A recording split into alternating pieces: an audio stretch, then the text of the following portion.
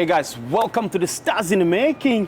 Today we're in Cambridge, we're doing Outdoors podcast. I hope you guys love it. We're gonna talk about how to articulate your thoughts clearly. So I'm here with the founder of Sound Your Best. We're gonna dive into this topic. Please, let's welcome Ariela, the founder of Sound Your Best.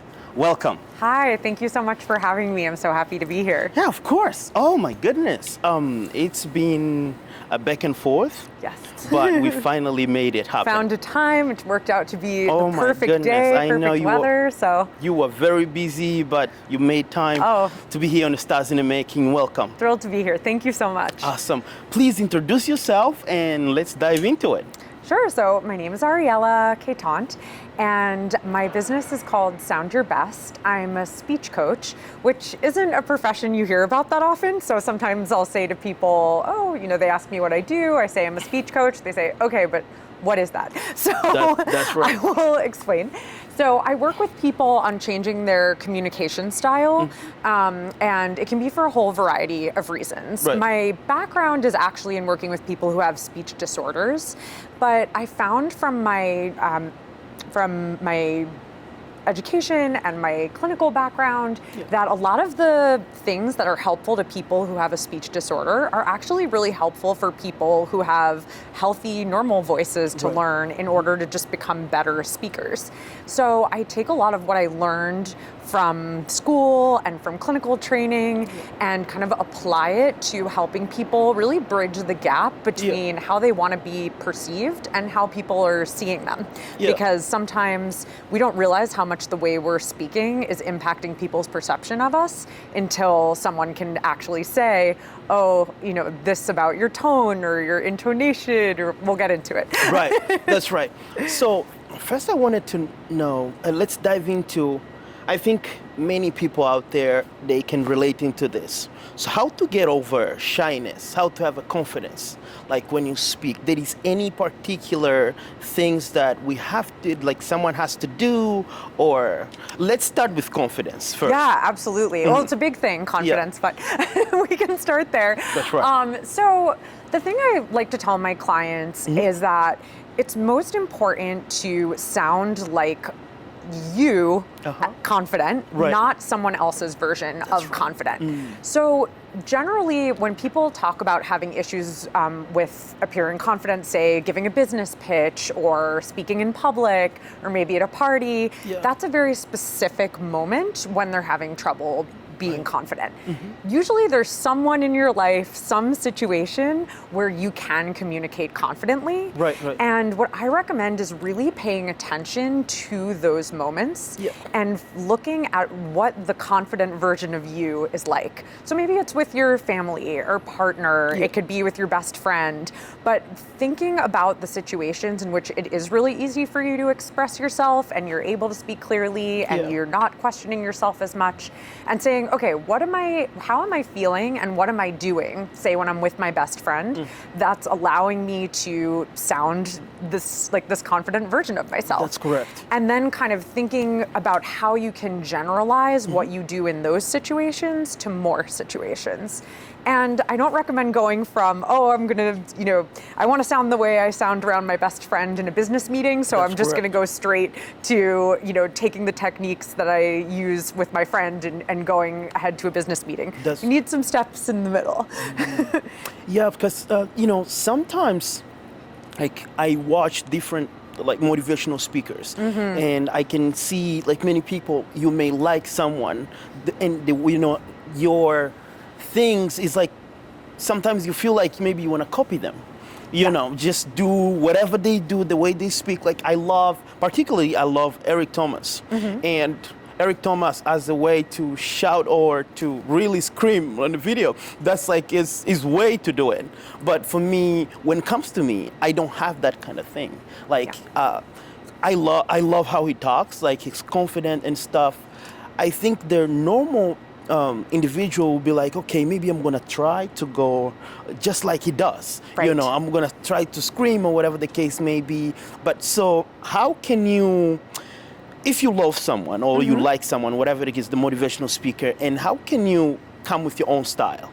Yeah, great question. Because I think what you're getting at really is what's authentic for a particular speaker. Exactly. Because you could try to pick up the habits of another speaker, but if it's not an authentic representation of your inner voice, it's not going to sound genuine and people will see right through it. Exactly. So I recommend watching and looking at speakers that you like and really breaking up what they're doing into different categories. Yeah. So I like to think about facial expressions, the voice itself, gestures, hand movements, and also posture.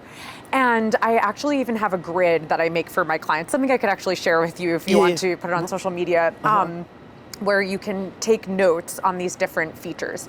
Often what we think might be an effect that someone's voice is having is actually a product of them leaning forward a little bit and raising their eyebrows to really show that they're engaged and interested, or the opposite, showing confidence by, just lounging back and feeling and showing that they're totally at ease through their body language. So looking at everything a person's doing and not just, they're raising their voice or they're speaking more quickly. Yes, that might be a piece of the equation, but really looking at all the things that they're doing with their voice and body and face and picking out what features you like and then kind of trying them out on your own.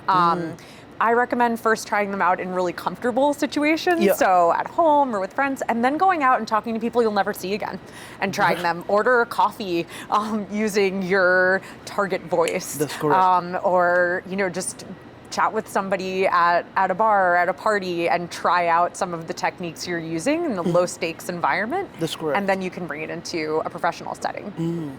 So how can you project your voice clearly? Because there is times that sometimes I'll say myself, I give my own example, I don't feel so confident with a certain subject. And I feel like maybe my tonality, I'm not speaking, it tends to go like lower. It's like I'm not really confident with what I'm talking about, So in that case, there is any technique that we can use, or how can we go with that? Absolutely. So there are a lot of different components to the voice. And a lot of time when we think about projecting our voices, I think we tend to think about volume, right? Like, I'm not speaking loud enough or I'm speaking too low.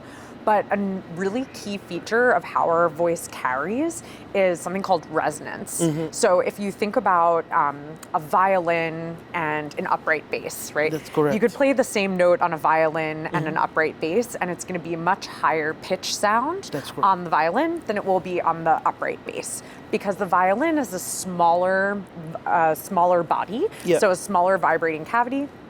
So the sound waves speed up and you get a higher pitched sound. But when you have the upright bass, the sound waves have to travel farther to vibrate and you get a lower pitch sound. Something similar happens when we're speaking, whether we direct the power of our voice really into our chest or kind of forward into our face.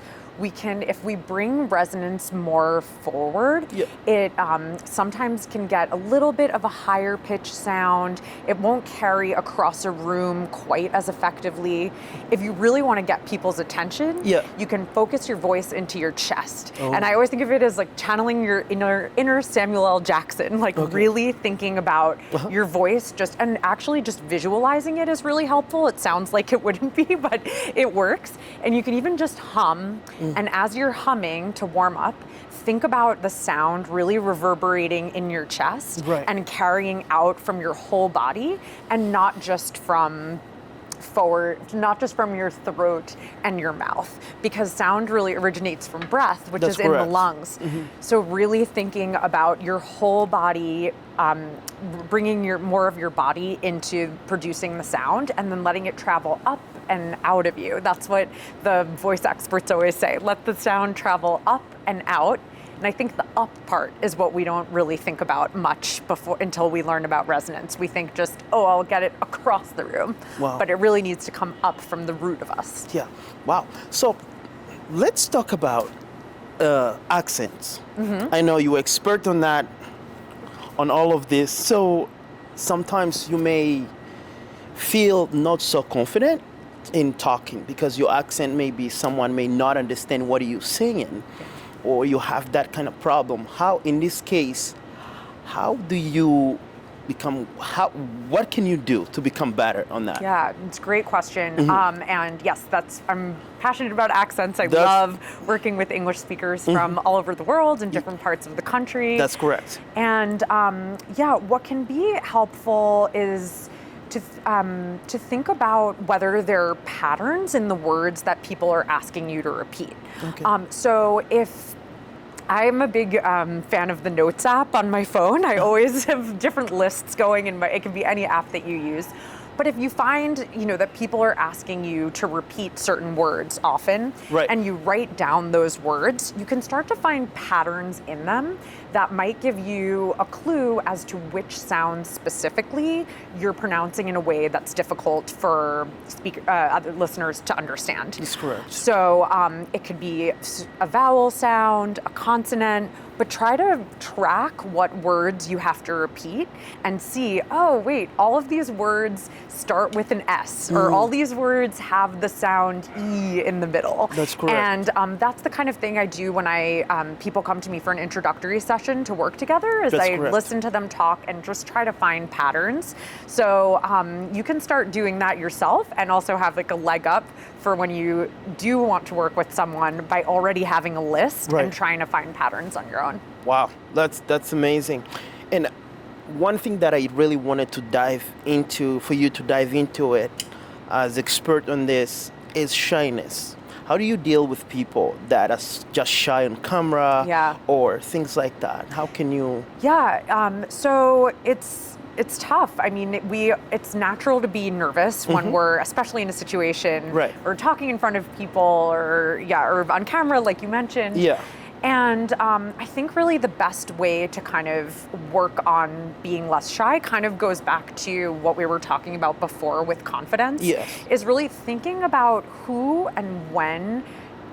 you spend time with and in what situations you're able to be less shy and what happens then. So what characteristics does your communication pattern take on Right. when you're more comfortable? And at first you might have to fake it a little bit, but taking on some of those patterns that you've noticed you use when you're more comfortable Yeah. in situations when you're shy will almost like trick your brain into thinking that you are comfortable. So trick your brain in repeating, or?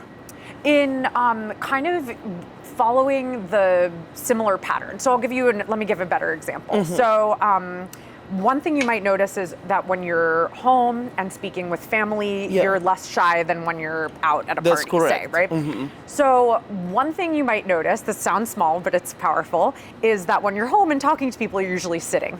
But when you go to a party and you're standing, it makes you tense up. That's correct. I think that happens to a lot of people. So that's a great thing to know about yourself, because then you can plan interactions where you're sitting at a table, or where you're sitting in a spotlight, a lovely deck like That's this. correct. So or you might notice that you feel more comfortable when there's a drink next to you, Yeah. a glass of water, whatever. But when you have something to reach for and you can take a few sips, start planning your business meetings and any kind of high stakes interactions you Yeah. have in settings where you'll have these things that kind of make you comfortable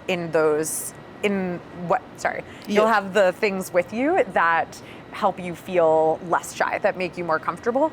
And also, yeah. Well, that's amazing. And what you said about when you're with family or whatever the case may be, this is very important. I think I wanted people to take notes on that. This happens to me and happens to everybody. Maybe people may relate to this. So sometimes you feel you think that you know how to articulate your thoughts, but actually you don't. Like, I'm going to feel the words. And when I do speech, whatever, I'm trying to practice by myself. Let me rephrase what I'm trying to say. So basically, when you're with your friend or you're alone, you think that you can articulate your thoughts, Yeah. but you actually don't until you get to a job interview or on speaking in front of the crowd. That's when you know that exactly, oh my God, I can't, especially when you start putting so much filler words, like, and Right. all these like, how can we prevent that? Yeah, I get this question a lot. I think Yeah. it's something that a lot of us are self-conscious about, and the truth is we need the filler words. That's so right. you need something when you're talking to fill in the little gaps where your brain needs Right. to kind of keep up with your mouth, right? I think what ends up happening is that certain filler words just sound more intelligent than others do.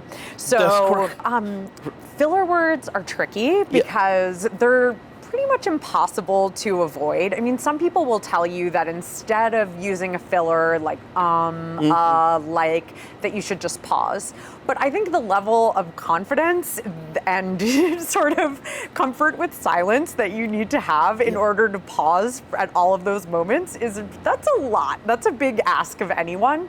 It's human nature to have little words that we fill in as we're speaking That's to right. just keep up with our thoughts. We're thinking more quickly than we can speak. That's and correct. sometimes we trip ourselves up. We just need a little extra time. But one thing to pay attention to is what filler words you're choosing to use. Some filler words sound more or less intelligent than others. That's correct. So I know when I was a teenager, I said like a lot. Oh my And so my parents actually made me put a tape recorder on the table and record myself for long enough that I would forget about it.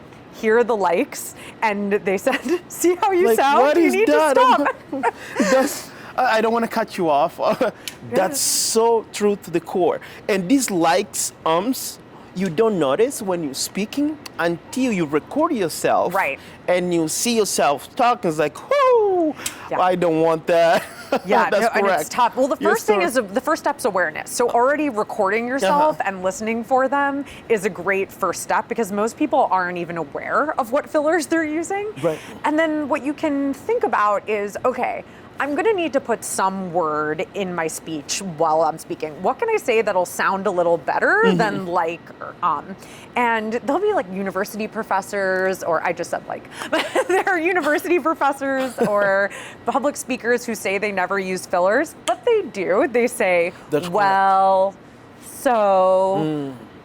They just they use just more use intelligent sound. way. Exactly. Yes. So a good idea is to think about using more intelligent sounding ones and then also mixing up which ones you use. People only pick up on a pattern when they hear the same word over and over again. If you say once and then you say like and when you say well, people won't hear it as a pattern of using fillers because That's there true. isn't one word they can kind of hang on to. Wow, that's really amazing.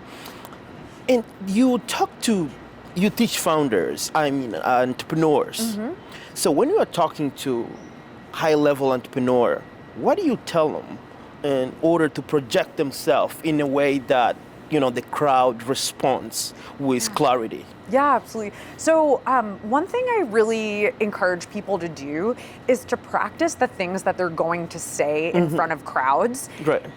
All day, all week, in a lot of different situations where there's more or less background noise to get a feel for what people are really absorbing from what they're saying. That's correct. So even if people are shy, I encourage them to go out of their comfort zone, like I said before, with people that they might not ever see again, and really take the opportunity to talk to anyone about what you're doing and what idea you're excited about. I've met so many people who've become either clients or referred clients to me for speech coaching from all kinds of situations. I mean, Right. you never know who you're going to meet. Yeah. And even if they don't end up being someone who invests in your product or is, going to be your next customer, it gives you practice in explaining your idea and getting feedback from a listener and how they're receiving it, and allows you to kind of tweak the way you're saying something in order to get the most impact. Yes.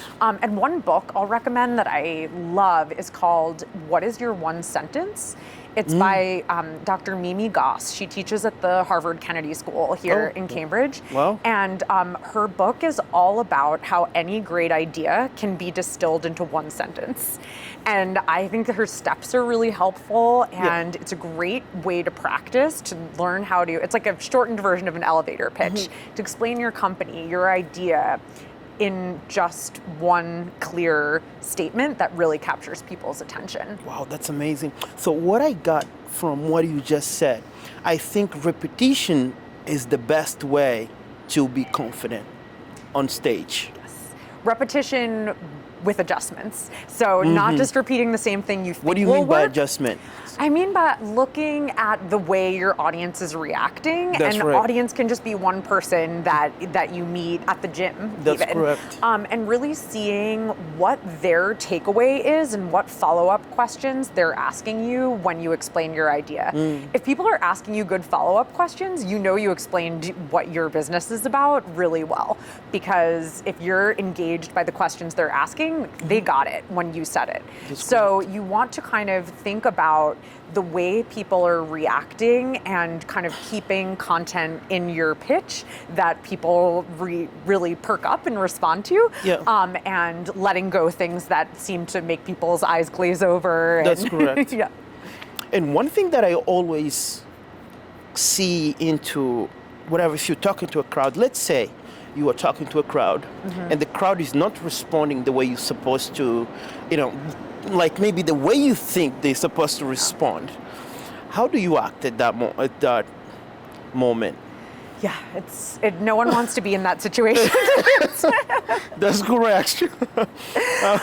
I mean, There is any particular thing that maybe you may say to people, to your clients? I mean, I think in that situation, I like to think of it as, when you're on an internet browser and you just press the refresh button. Yeah. Sometimes you just need to do a refresh in the middle of a speech. Yeah. And if you pick up after that refresh moment and you come back with the right energy, nobody's going to remember that it took you a little bit of time to get there. That's it's correct. always better to just refresh and begin again.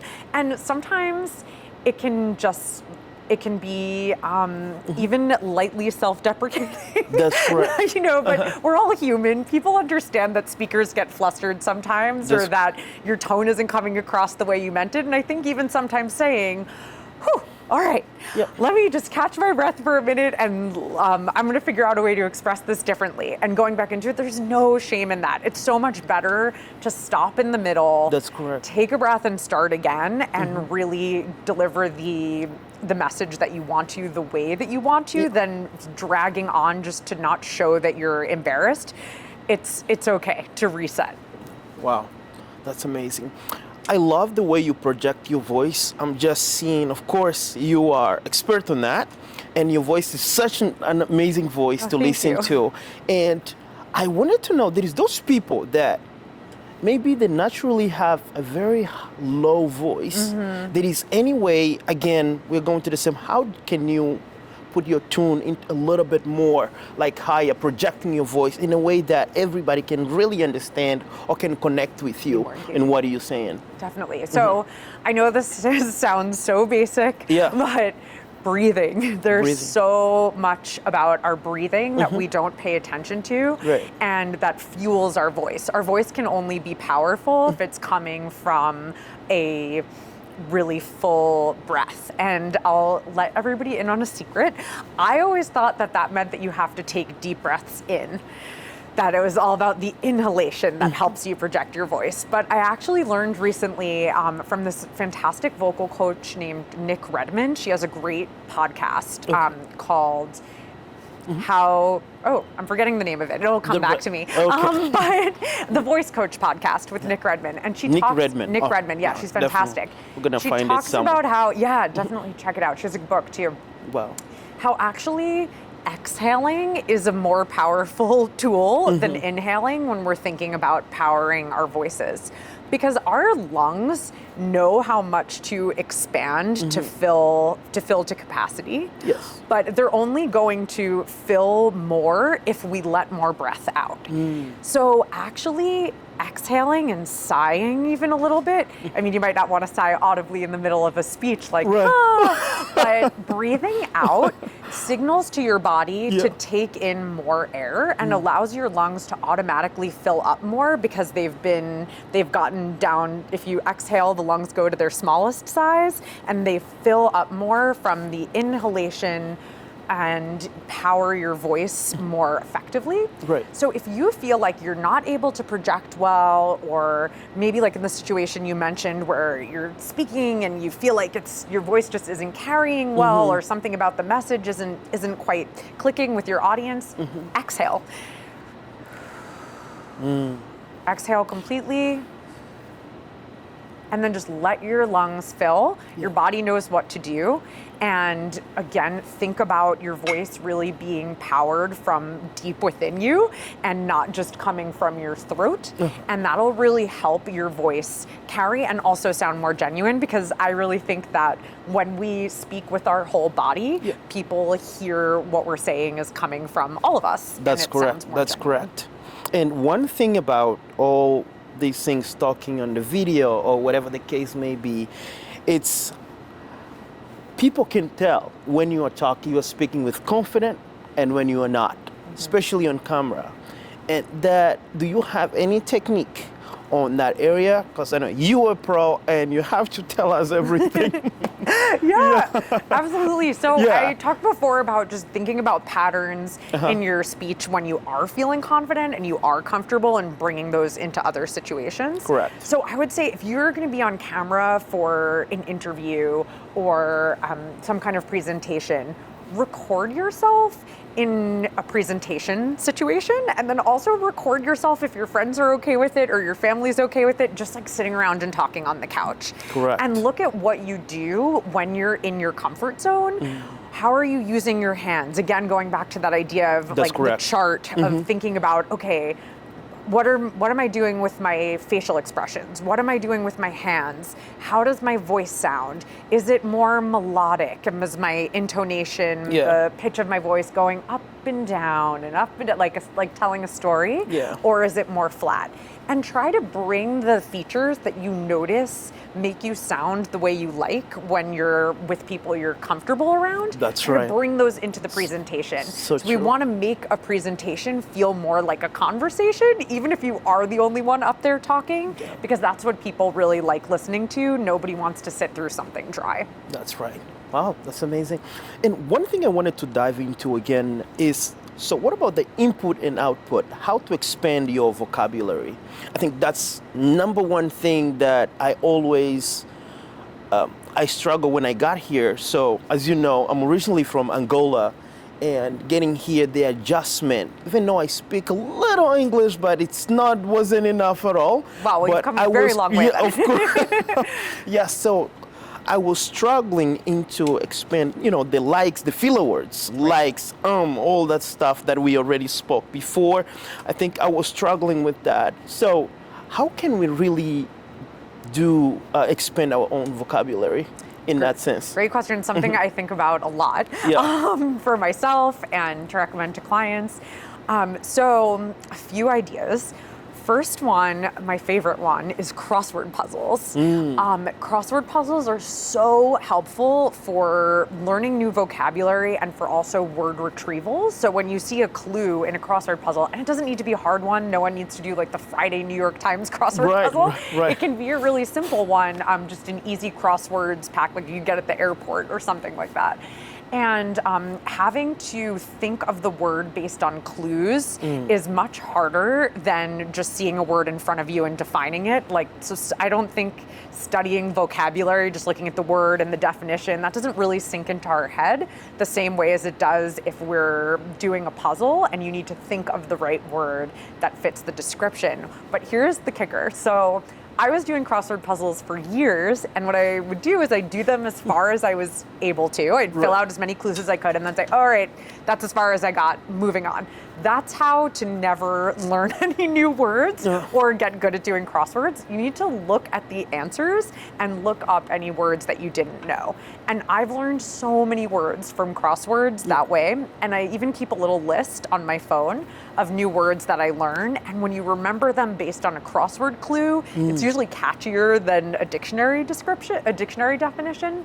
So I like doing that a lot. And I also recommend just whenever you hear, it sounds so simple, but whenever you hear a word you don't know, just write it down and look it up later. Wow. You might not have a dictionary with you at the time. You might even be in a conversation where you have to fake that you do know what the word means. We've all done that. Correct. But you make a little note. I do it in my phone or on the margins of a paper if I'm in the meeting. And I have a dictionary app on my phone, and I look up the words, and it automatically saves the words I've looked up. So you'll end up getting this whole sort of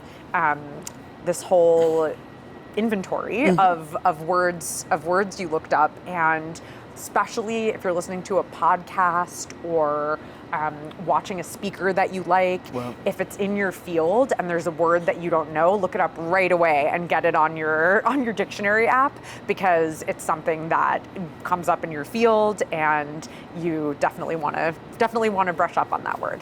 And this one, including input, something that I wanted to share with you, obviously, when I was in seminary. So regarding input and output, they recommend us in reading a lot. Reading a lot and also writing, because in seminary, I was studying to become a priest, and you have to be pro, because you're gonna be dealing with people, of course, and all these overcoming shyness and all that stuff. I went there since I was 8 years old, so they force you into reading. I mean, the only thing we did was reading, meditation, so they teach us into speak more. I mean, listen more and speak less.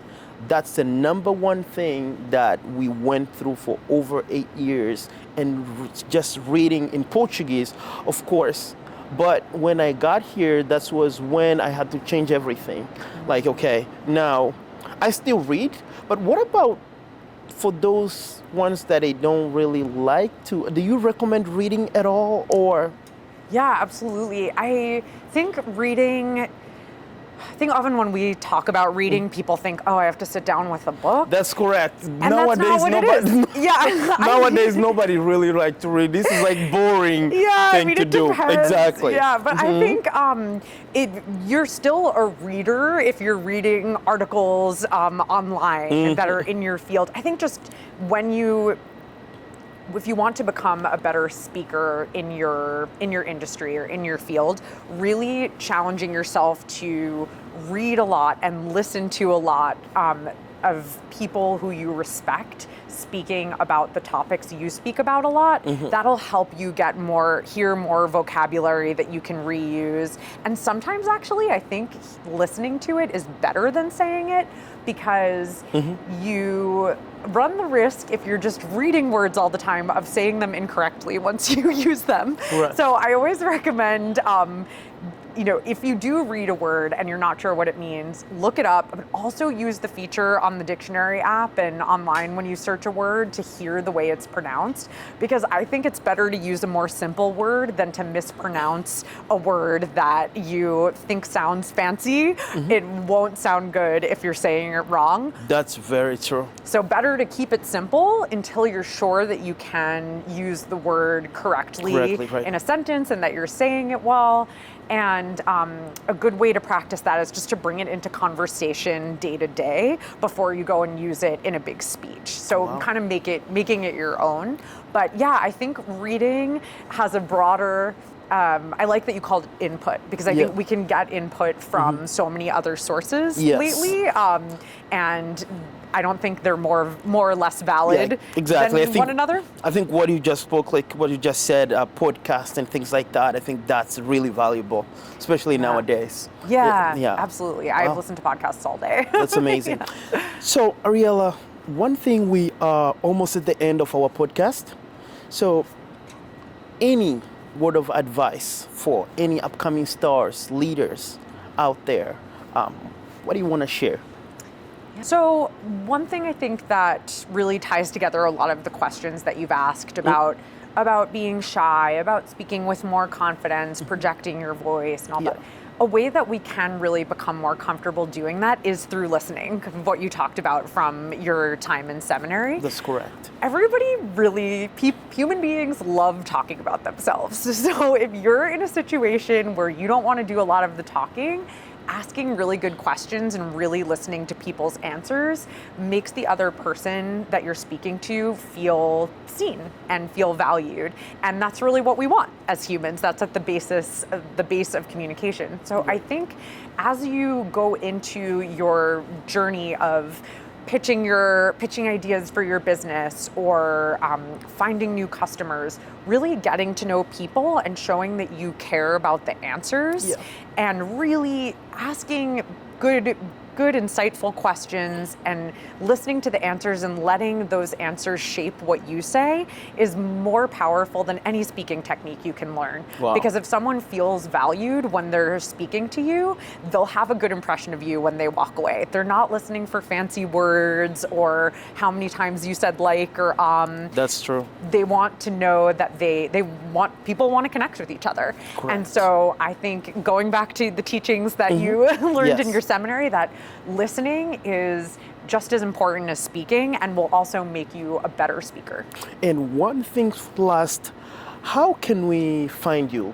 People want to connect with you, any social media? Are you on social media? Yeah, thank you for asking. Yes. I'm on Instagram at Sound Your Best. That's correct. And my website. We're gonna put it somewhere here on the screen. Oh, great. Definitely. Okay, so I'm on Instagram at Sound Your Best. My email is Ariela at tosoundyourbest.com, Definitely. which is my website, soundyourbest.com. We're definitely going to put it somewhere here. Absolutely. And I'm happy to answer questions that any viewers have about what I spoke about today. Yes. So please drop me a line and let me know your thoughts and your questions. Definitely. Thank you so much for being in the Stars in the Making. We really appreciate you for being here, and I think this podcast will help upcoming stars and leaders, entrepreneurs. I hope you guys loved the podcast and took notes. If you didn't, go back, rewind the video, and do it again. And hope for the best. And we see you guys on the next episode. We out.